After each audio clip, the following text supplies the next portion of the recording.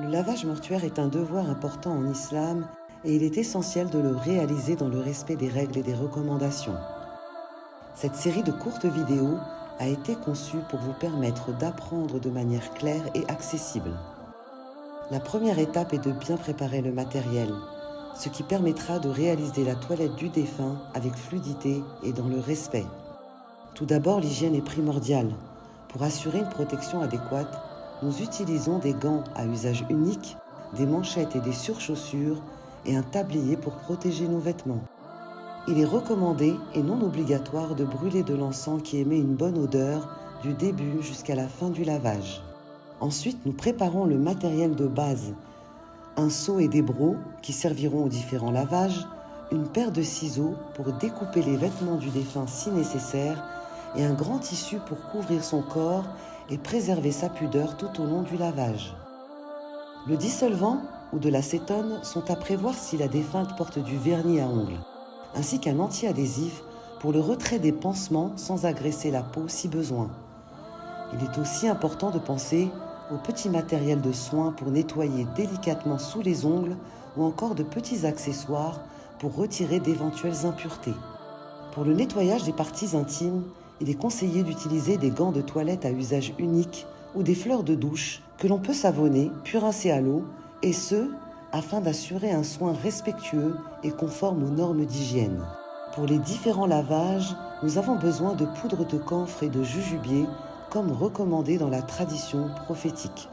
Sont à prévoir également dans notre matériel des alaises, mais aussi du coton, des compresses, du sparadrap et des pansements pour gérer d'éventuels écoulements ou en cas de plaies ou de blessures importantes. Il est recommandé de parfumer le défunt avec du musc sur les 7 parties du corps qui touchent le sol lors de la prosternation, c'est-à-dire le front, le plat des mains, les genoux et les pieds. Également du bahour ou du musc pour parfumer le linceul avant la mise en bière. L'islam autorise de pratiquer l'ablution sèche, qu'on appelle le tayammum, en utilisant une pierre si l'état du corps ne permet pas un lavage complet ou en cas d'un réel manque d'eau. Une vidéo dédiée sera proposée ultérieurement. Pour le séchage du corps, on utilise des serviettes propres de différentes tailles en veillant à respecter la dignité du défunt. Ces serviettes sont réservées exclusivement à cet usage.